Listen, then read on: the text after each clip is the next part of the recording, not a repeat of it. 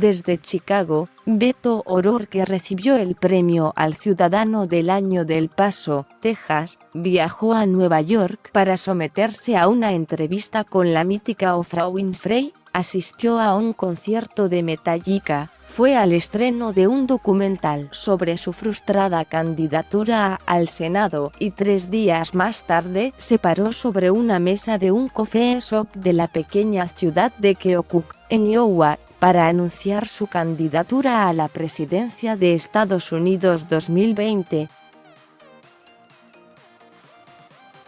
O'Rourke se hizo famoso el año pasado cuando estuvo a punto de quitarle la senaduría por Texas al ultraconservador Ted Cruz, el hombre más odiado del Senado.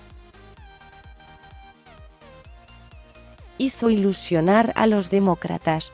Pensaron que el estado de la estrella podría tener un senador de su campo por primera vez en 30 años. Hizo decenas de actos que congregaban hasta 50.000 personas, una rareza para una campaña legislativa en un país donde vota apenas la mitad de los habilitados para hacerlo. Pero no le alcanzó. Ted Cruz lo derrotó por 50,9% a 48,3%. Estuvo cerca y se convirtió en la gran esperanza de los demócratas moderados. Su máximo apoyo viene de Barack Obama, que lo elogió en varias entrevistas. También, algunos de los funcionarios que acompañaron en la Casa Blanca al primer presidente afroamericano parecen estar dispuestos a dar una mano en la campaña. Pero antes, tendrá que sobresalir entre una larga lista de candidatos de las primarias demócratas. Se espera que esta semana anuncie su candidatura el ex vicepresidente Joe Biden, quien aparece a priori como el más fuerte.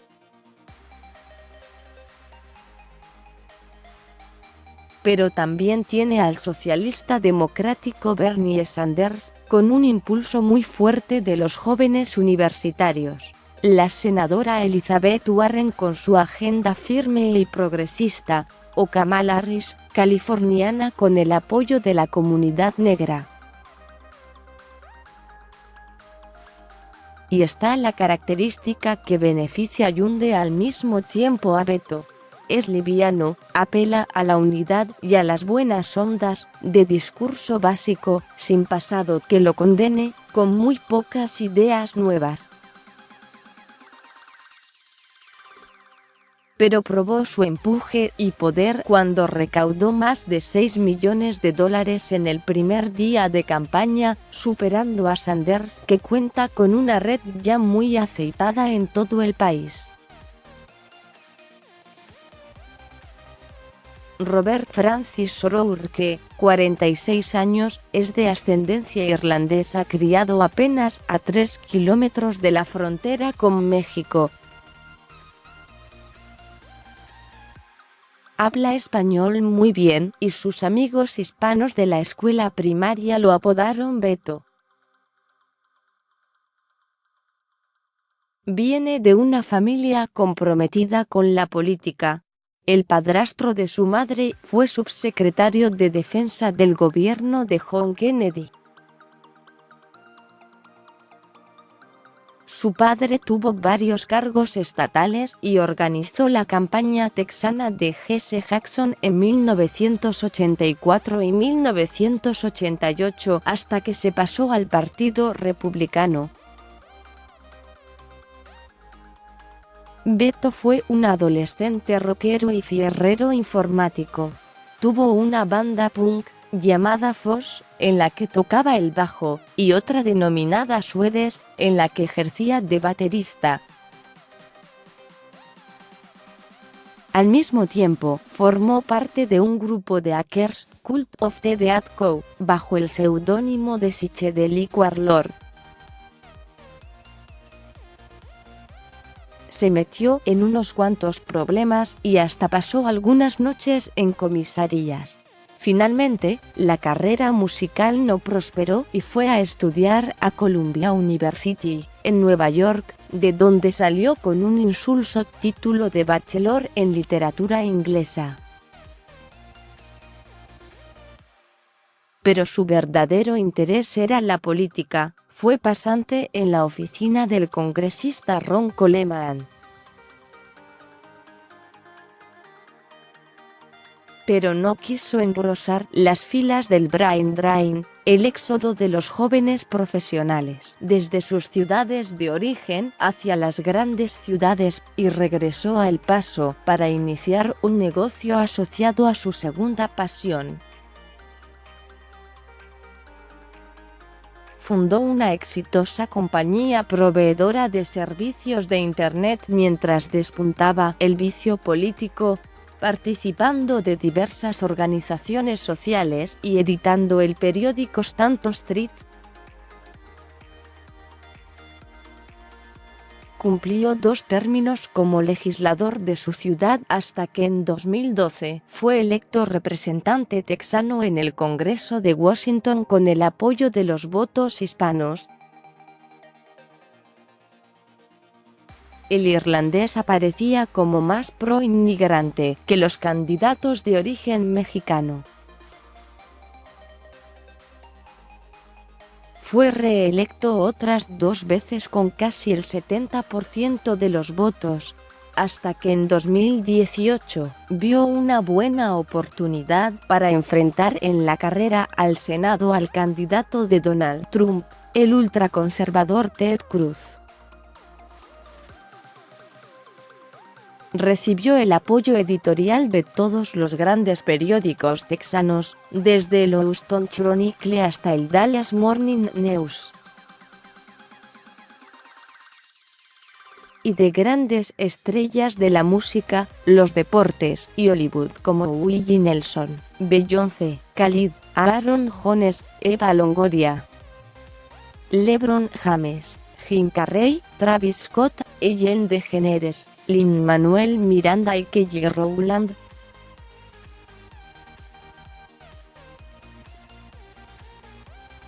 Perdió, pero se instaló a nivel nacional y pasó a ser una de las figuras de la renovación demócrata, junto a Alexandria Ocasio-Cortez, la representante por Nueva York de origen puertorriqueño.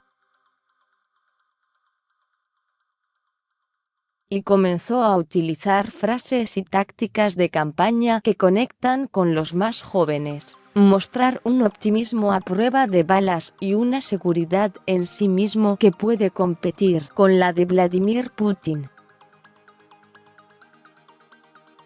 Así se presentó en un video que su campaña subió a YouTube. Ahora somos más que nunca la última gran esperanza de la Tierra, haciendo una referencia a El Señor de los Anillos. En este momento de máximo peligro y máximo potencial, mostrémonos a nosotros mismos y a quienes nos sucederán en este gran país, quiénes somos y qué podemos hacer, agregó.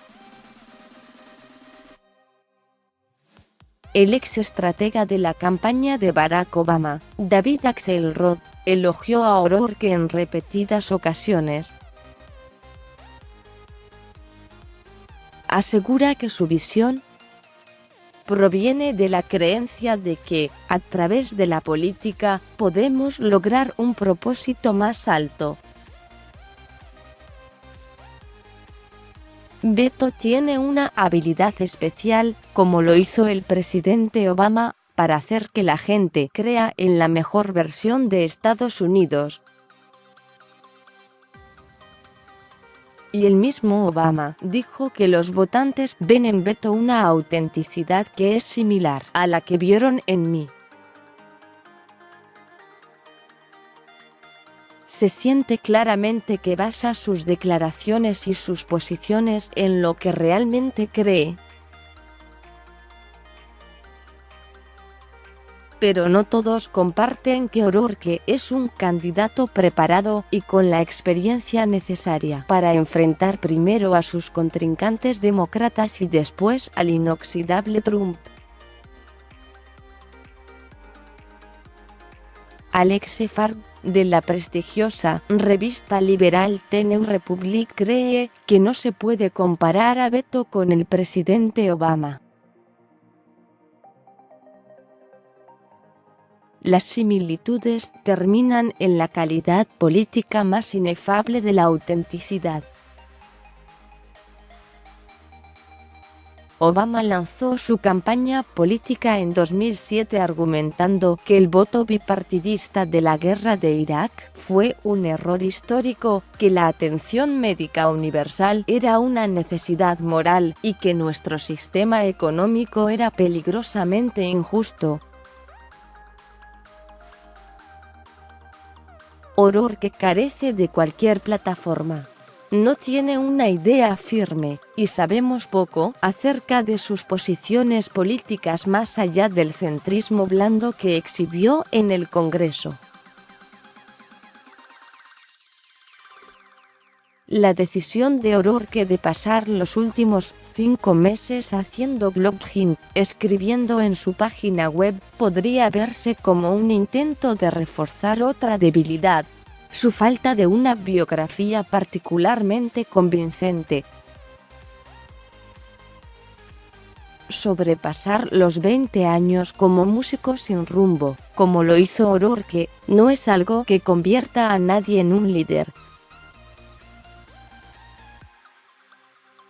Mientras que Matt Flegenheimer y Lisa Leder escribieron en el New York Times que Beto ha hecho poco para demostrar el tipo de preparación intensiva que se necesita para ser un candidato a la máxima autoridad del país. Construir infraestructura política de alcance nacional o proyectar un discurso lógico que lo distinga de los otros candidatos, que siempre deben estar asociadas a una campaña presidencial de alto nivel. Y continúan. No ha habido una gira de flirteo en Iowa, ningún viaje a New Hampshire, estados donde tradicionalmente comienzan las primarias.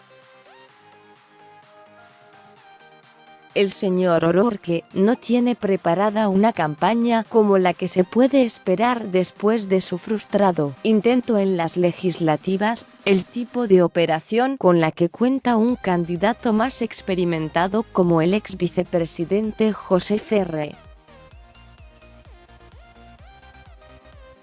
Biden Jr., o construida cuidadosamente durante meses como todos los otros candidatos.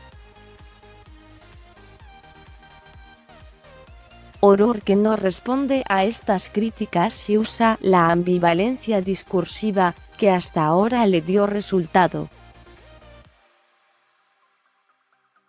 Se definió de esta manera durante un reciente discurso en la Universidad de Wisconsin.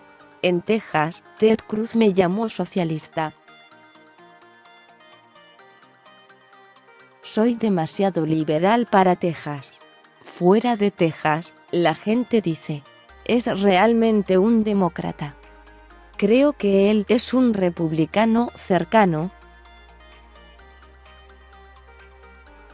No sé dónde estoy en un espectro, y casi no me importa. Solo quiero llegar a hacer mejores cosas para este país. Al menos tiene una posición clara en favor de la migración latinoamericana. Denomina a El Paso, ubicada frente a la mexicana Ciudad Juárez, como la Ellis Island, lugar de llegada en Nueva York de los inmigrantes europeos de América Latina por 150 años. Se opone firmemente al muro que quiere construir Trump en la frontera y cree que la única manera de evitar una migración desordenada es poniendo en práctica un plan de desarrollo para el sur de México y Centroamérica. Es posible que un irlandés, con el apodo más latinoamericano de todos, termine siendo el mejor representante de los intereses hispanos en esta difícil primaria entre los demócratas para intentar sacar a Trump de la Casa Blanca. Más sobre este tema. El ex representante demócrata Beto O'Rourke anunció su candidatura a presidente de Estados Unidos,